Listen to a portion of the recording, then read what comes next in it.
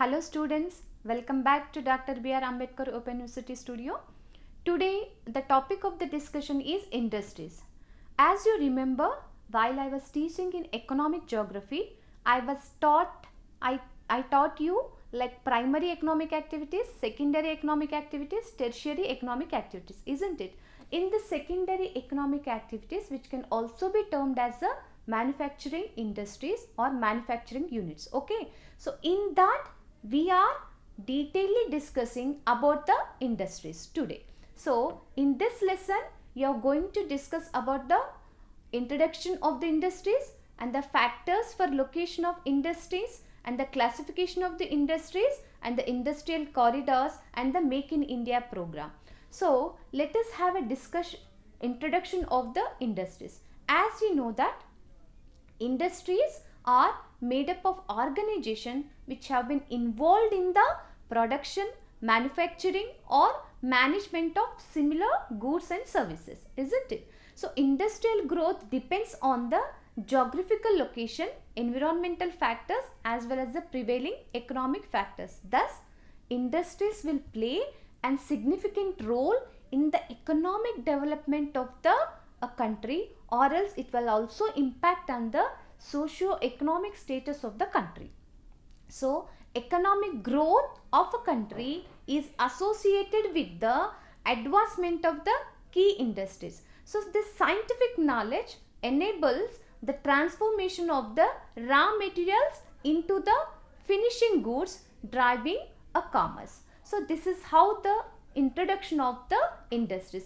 If you look at the evolution of the industries in our India, the advancement of industries plays a crucial role in the socio-economic as well as the human development of a nation. Why I have chosen the word like socio-economic? Because after establishment of the industries will provide the employment to the people, due to which they can enhance their socio-economic conditions, isn't it? So that's why I have used the word like socio-economic and the human development of a nation. Okay, so India's industrial development, particularly in the agriculture sector, has been largely driven by cottage industries, with the textile and the steel industries gaining global recognition. And in India, most of the time the industrial sector has been developed after 1950, that is after the second 5-year plan. In the second 5-year plan, the government has concentrated on the establishment of the heavy industries. So thus the most of the industrial sector in India has been developed after 1950. In due course of time, that means from 1950 to at present, in due course of time, gradually many other industries have been developed, like the metal manufacturing industries, textile industries, pharmaceutical industries, iron and steel industries, food processing industries. This is how the evolution of industries in India has taken place. So let us see the factors which are influencing on the location of industry. The factors which are influencing on the location of industry broadly have been categorized into two types. First one is the geographical factors and the second one is the non-geographical factors. In the geographical factors also, we have the factors like raw materials, power supply, water availability, climate, topography and transportation, market and topography and land. These all will come under the geographical factors. Let us see one by one very quickly how they influence the location of the industry, right? First one is raw material. See, when the raw materials available in nearby the industry or nearby the place, then it reduces the production cost and also ensures the continuous supply of inputs. When the continuous supply of inputs is there and it can reduce the production cost, that means the very less amount you will get the finished product. So that is the reason wherever the raw materials are there, those are the ideal places for the establishment of the industry. The second important geographical factor is power supply. As you know that every industry is run by the power supply to operate machines and the running production process. Okay, and the third is water availability. Wherever the water is water is available, that means water is useful for the processing, cooling and the cleaning in many industries, there the industries will be established. And the fourth factor is climate. Of course, this plays an important role in the location of the industry, because impact of worker productivity and the smooth functioning of the machinery will be impacted by the climate. And the fifth one is topography and the land, which is one other geographical factor, that is flat and stable land makes the construction of the factories or the industries and the infrastructure easier and more cost effective. For example of this, industrial hubs like Delhi and Pune have developed on such favorable terrain. So if you continue this, another factor, geographical factor which is influencing on the location of industry is transport and the connectivity. You know that with the help of or with the presence of transportation and the connectivity, there will be the easy movement of raw materials as well as the finished goods to the destinations, isn't it? So example of this type is Mumbai, which is a major industrial center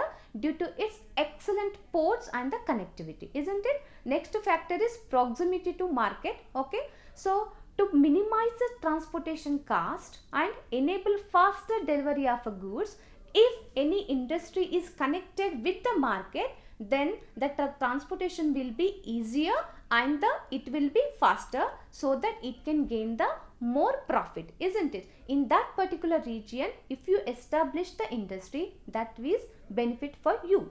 And the second and the next one is labor supply. Of course, few industries like iron and steel industry, cotton, textile, these are the industries which require abundant supply of labor. So wherever the abundant supply of labor is available, there if you establish this industry, that will be benefited for you. For example, Coimbatore.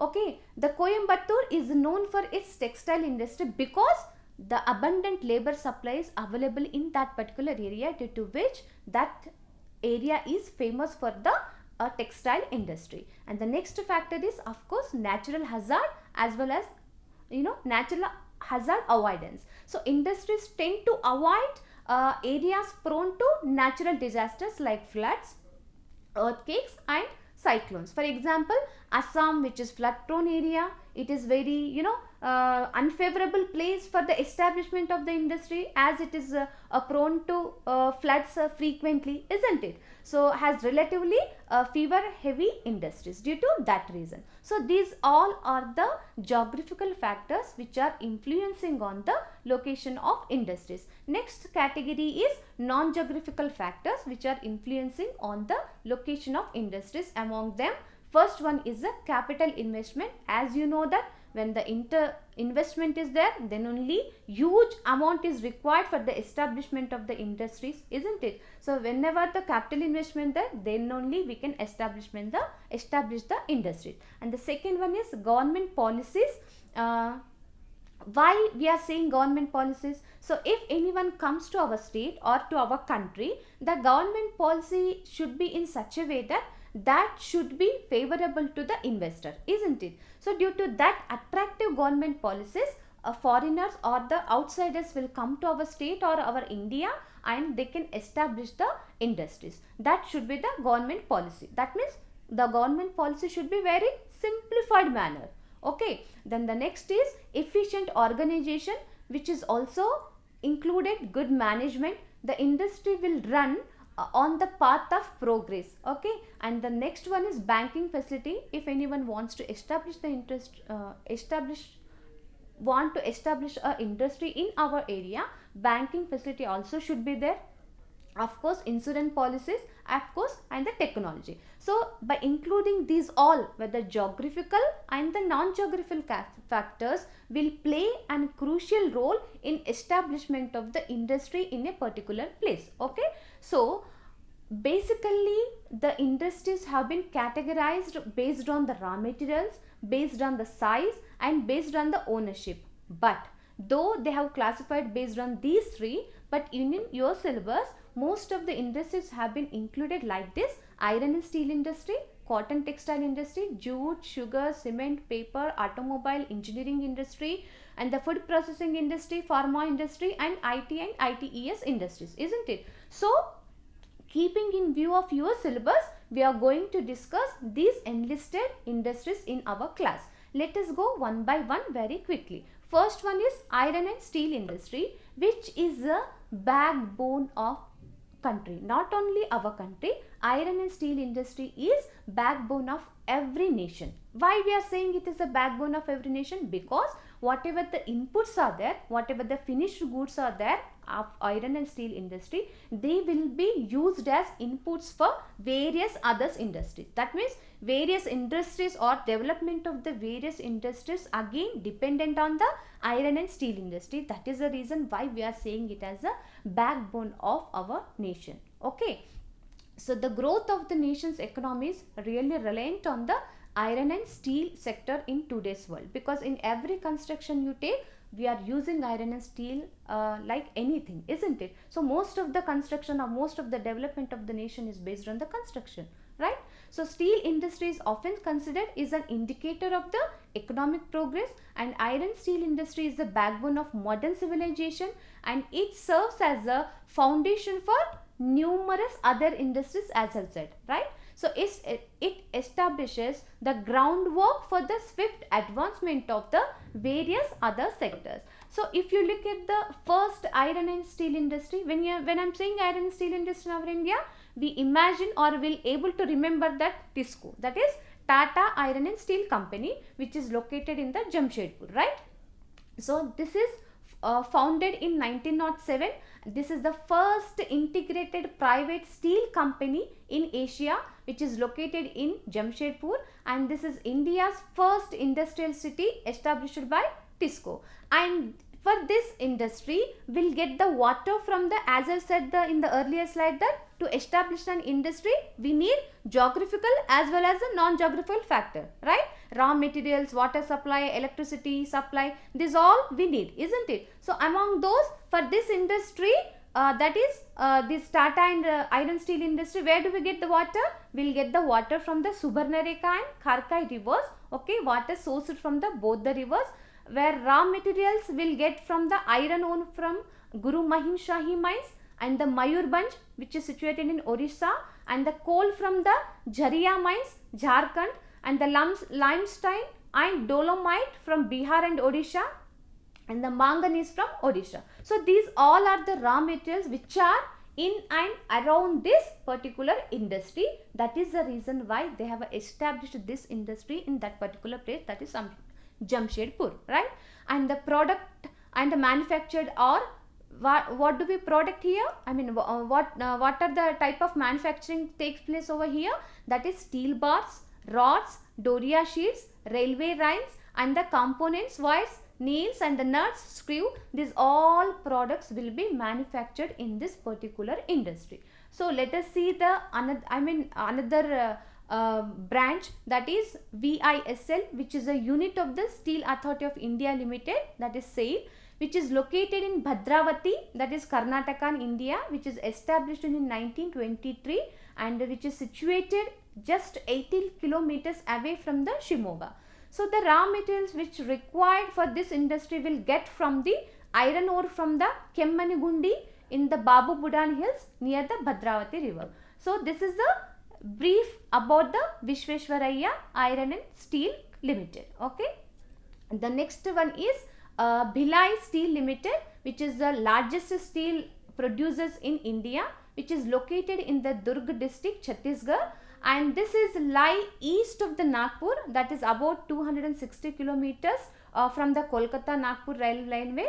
And the raw materials which are required for this particular industry will get coal from the Jharia and the Raniganj coalfields, Korba mines, Chhattisgarh, and the iron ore from Dali Rajhara mines, Chhattisgarh, and the limestone from Nandini mines located just 20 kilometers away from this industry, and the manganese from Balaghat ranges, which are situated in the Madhya Pradesh. So these how the other steel plants are there, like Durgapur steel plant, which is situated in the West Bengal, Okay, and another is Bokaro Steel Points, which is situated in the Jharkhand with the help of the Soviet assistance. Okay, in the year 1964, we do have the Vishakhapatnam and the Salem steel plants. Okay, so Vishakhapatnam steel plant, a modern integrated plant which is being established with Russian collaboration, and it is spread over 2000 acres nearly,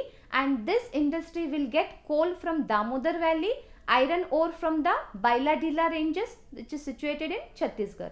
Like that, we do have the Salem steel plant located in Salem, that is Tamil Nadu state, and focused on stainless steel production. Okay, so it is uses locally available iron ore as well as the raw materials, and produces household stainless steel appliances. This is how the brief introduction of the iron and steel production or iron and steel companies in our India. Okay, then we will have the Rourkela factory that is established in 1965 at Roorkee, Odisha, in collaboration with the West Germany, and this industry will get coal from Bokaro, Jharia, Talcher, Korba mines, and this will get hydroelectric power from the Hirakud dam. Okay, and limestone from Matibari area, and it is well connected with the road as well as the rail to mining areas, and it hosts several sub industries,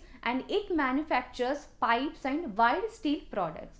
So next is, this is a beautiful picture of the Rourkela factory. You can see the spatial location of the Rourkela factory, where you will get the iron ore over here, Kiruburu region. You will get the coal from the Talcher, which is situated in Orissa, and you will get the Gangapur, Roorkee, and you will get the Bailadila, that is limestone from here, and the Jharia mines you are getting coal. So that's how wherever these all the raw materials or the factors which are available, there only they have established the industries to reduce the production cost. Okay, so this is the spatial distribution of the iron and steel plant all over India.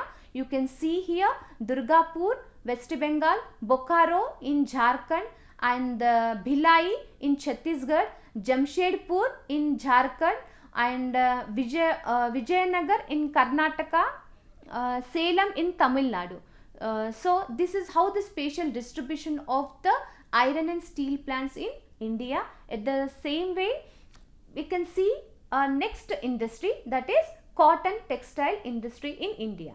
So if you look at the cotton textile industry, one of the largest and oldest textiles in or oldest industries in India. Why we are saying largest and oldest? Because India ranks third in production after USA and the China, as well as we are saying it is the largest industry because it engages about 20% of the country's population. That means it will provide 20% of the population into the employment, that is labor force are working. So that is why we are calling it as the largest industry in our India, right? So it will provide the employment from cotton growing to textile manufacturing. It will also provide livelihood to millions. Okay, then if you look at the historical background of the cotton textile in India, the first iron mill in the established in the year 1818 in the Calcutta, and 1654 major growth in Mumbai due to humid climate, proximity to cotton fields, as well as the access to international trade. Due to these three reasons, the cotton textiles have been developed in the Mumbai region. If you look at the locational factors for the establishment of the cotton textile industry in our India, like proximity to raw materials and the good transportation facilities, as well as the preference for the humid climate, these all will favorable factor for the establishment of the cotton industries in our India.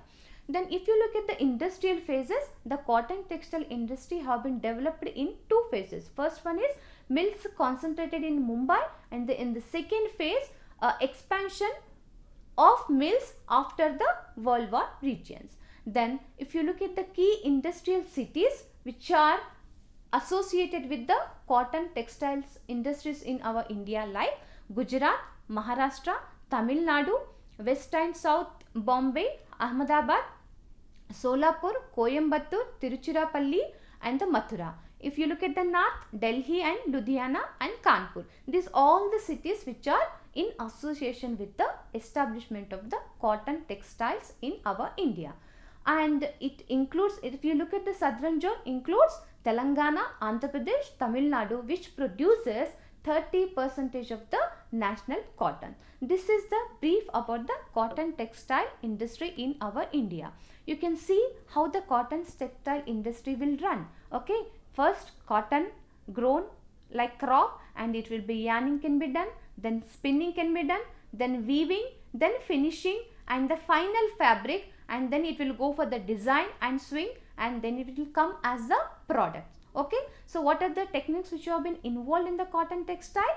Like spinning, weaving, and the garments manufacturing, and after then spinning, weaving, then dyeing and the printing, finishing, and then it will go to the garments manufacturing. Thus how the various processes have been involved to get the from cotton crop to the finished products. So whatever the middle processes are there, those will be done by the cotton industries in our India. Next, this is the spatial distribution of cotton industries in our India. You can see various belts like Mumbai, Maharashtra, Indore, Madhya Pradesh, Surat, Gujarat, and the Kanpur, Uttar Pradesh, Coimbatore in Tamil Nadu. You can see this is another side. I have kept the silk map of India. Okay, you can have a picture. Okay, then we will have the jute industry in India, which is very, very important, because if you look at the introduction, India ranks first in jute production, 30% of the world jute production in India. Okay, then if you look at the historical background, because this industry is having the historical background, like in 1885 the first jute weaving mills at Reshra have been established. Then Calcutta Industrial Zone on the Hooghly River has been established. So other jute mills are like situated in Bihar, Uttar Pradesh and Andhra Pradesh, and these all states where the jute mills are concentrated. And this jute mill industry is known as the golden fiber. As well as the what are the location factors for the jute industry? That easy availability of the coal from the Raniganj and the cheap labor in the Ganga Valley, Calcutta port facilities. These all are the location factors which are favorable for the establishment of the jute industry in our India. And not only this, this will also provide employment to the many people. In and around 40 lakhs people are engaged in this particular type of industry. Now you can see how the industry will provide the employment opportunity to the people. When the employment opportunity is there, automatically there will be the improvement in the socio-economic conditions of the people. That's how the jute industry will play an important role, not only in the employment opportunities but also will enhance the socio-economic conditions of the people. That is the importance of the jute industry in our India. Now you can see the major jute production states in India like Bihar, Assam, West Bengal, Odisha and Andhra Pradesh. The beautiful picture has been given here. You can see how the jute industry running over here and how the finished items has been come out from the industry, where in day-to-day activities also we use the jute bags, right? This is a trend of the today's generation, that not generation, even I am also using the jute bag. So that's how the product will come from the jute industry. So the next industry is sugar industry in India. So if you look at the overview of the sugar industry in India, this is the third largest industry in India and the second most important agro-based industry, and the largest producer of sugarcane, ranks first or second in sugarcane production. So if you look at the industry characteristics, it is a weight losing industry and the spoils quickly after harvesting. That is the reason why within the 25 kilometers wherever the sugar cane crops are growing, within the span of 25 kilometers of that particular crop, the industry will be established. Because after cutting that sugar cane, if you travel along the farther distance, it will, as I am saying that it is a weight losing industry, it will lose the sugar content. That is the reason why after the sugarcane crop, within the premises of the sugarcane crop, that is within the distance of the 25 kilometers only, these type of industries will be established due to its nature of industry, isn't it? Because this spoils very quickly after harvesting. So okay, then if you look at the output and the usage of this particular industry, it is a top global sugar exporter and the spoils very quickly after harvesting, and high transportation cost is required. Due to that, the industry will be located in the wherever the crop is sowing, there only the industries will be located. So major sugar producing states are like Uttar Pradesh, Maharashtra, Bihar and Andhra Pradesh, as well as the Tamil Nadu. So first sugar mill is established or established in the year of 1903 at Bihar, and after that, in due course of time, based on the requirement, based on the increase of the population, based on the usage of the sugar cane, the number of mills have been increased in the span of 70 years. So this is regarding the brief about the sugar industries in India. Let us go for the problems of the sugar industry. So every industry is having problems as well as the advantages as well as the disadvantages. For especially we have the problems which are associated with the sugar industries like this. The first is low per capita consumption, and the second is low yield of sugar cane, and the short crushing season, and the fluctuating production trends, and the high and uneconomic size of mills, and the regional imbalances in distributions, and the old and obsolete machinery, of course, which will create these all problems is creating the regional imbalance in distribution. Why I am saying it will fluctuated, and because sugar crop is very seasonal. When seasonal is there, labor will get the temporary employment, and the most of the time they use it to sit idle. So that's how it will create the imbalances in terms of income, which is leading to imbalance in the regional imbalances. Okay, that's how the problems are associated with the sugar industries in India. Then what we have to do for the improvement of the sugarcane cultivation or sugar milling in our India? First, we have to go for the renewable of land lease, and the second one is we have to go for the fertilizers, and we have to go for the, instead of old machines, we have to go for the mechanization of the machine, that is farm machines we have to change every time. And the third is, or fourth is research and development. We have to go in this particular sector to reduce the losses which are arising due to the sugar industry in India. Then next is cement industry in India. That is leading states of the cement industry are Tamil Nadu, Madhya Pradesh, Andhra Pradesh, Gujarat and Rajasthan, Bihar, Karnataka and other states. The problems which are associated with the cement industry are high transportation cost, lack of investment, huge energy consumption. Then next industry is like paper industry in India and the automobile industry. And next this you can say this is a beautiful picture, share of each segment in the total production, like two-wheelers, passenger vehicles, commercial vehicles and the three-wheelers. And you look at the engineering industry, which are also playing a significant role in our entire secondary economic activities, because it covers creation, manufacturing and the maintenance of the technologies and the products. So government initiatives focused on rapid development of engineering industry in terms of developing machinery and equipment like HAL, HABL, that is Hindustan Antibiotics Limited, and Hindustan Cable Limited, located which is located in Hyderabad. So government has taken steps to initiate or to develop the engineering industry due to its importance. So you can see the BHEL, that is BHEL, Bharat Heavy Electricals Limited, and the Hindustan Aeronautical Limited, BEL, that is Bharat Electronics Limited, and the major engineering industries hubs like Bangalore, that is Karnataka, Pune, Maharashtra, Chennai, Tamil Nadu, and of course Hyderabad, Telangana.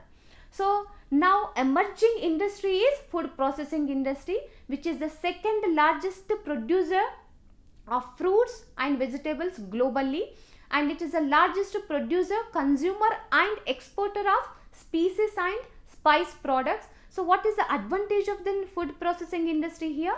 So advantage is that abundant availability of raw materials makes India highly competitive in the non-alcoholic beverage industry, and major processed products are carbonated soft drinks and sport drinks, tea and coffee and fruit juice, dairy substitutes, pulp based concentrates and the bottled water. So this is how, this is the one industry where this is the emerging like anything in our India due to availability of, or due to these advantages in our India.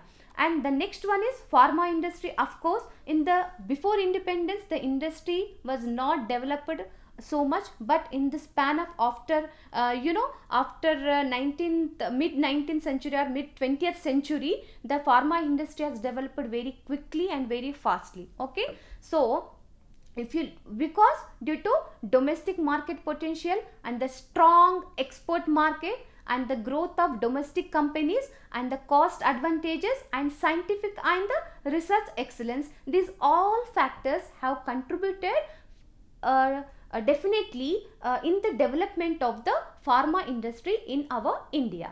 So next, if you look IT industry, okay, so that is information technology. The IT and the BPM sectors have emerged as crucial drivers of the growth for the Indian economy and making substantial contribution to the nation's GDP and the public welfare. So IT industry nearly accounting for 88% of India's GDP in 2020, and it is expected to contribute in and around 10% by the 2025. So in the financial year 2022, IT sector welcomed n number of jobs, that means n number of employment opportunities. So that's, it will also attract the FDI, that is foreign direct investment to our country in this particular sector. So in this is the another thing due to which most of the industries have been developed in our India. You can see the industrial corridors in picture. You can see the industrial corridor refer to the linear areas that connect the major economic centers via an extensive network of infrastructure and connectivity, including roads, railways, ports and airports. When I have said in the previous slide that market or the proximity or the connectivity is the factor or the indicator which will influence on the location of the industries, isn't it? That means industrial corridors will help you for the development of the industry in terms of like establishment of the industrial corridor. You can see Delhi Mumbai industrial corridor and Amritsar Kolkata industrial corridor, Vizag Chennai industrial corridor, Chennai Bangalore industrial corridor and the Bangalore Mumbai economic corridor. These all industrial corridors, what they are doing, they are fixing or they are providing connectivity, including in terms of roads, railways, ports and airports, so that products will be transported to other place.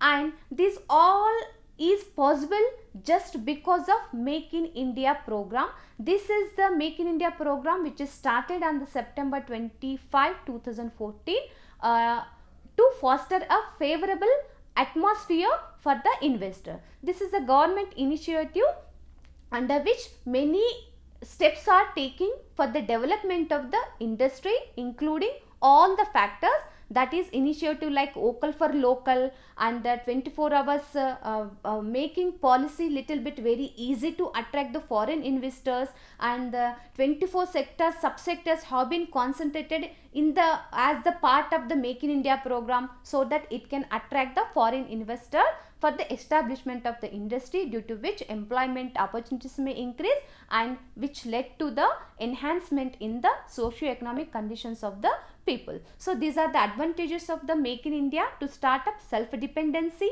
decrease in imports, lucrative manufacturing, aptitude development, increase in rupee value, technological upgradation, better infrastructure, young mind, supporting invention and chance to enter large sector. That is how the brief description about the industries and what role of industries in our economic development of the country. Thank you so much.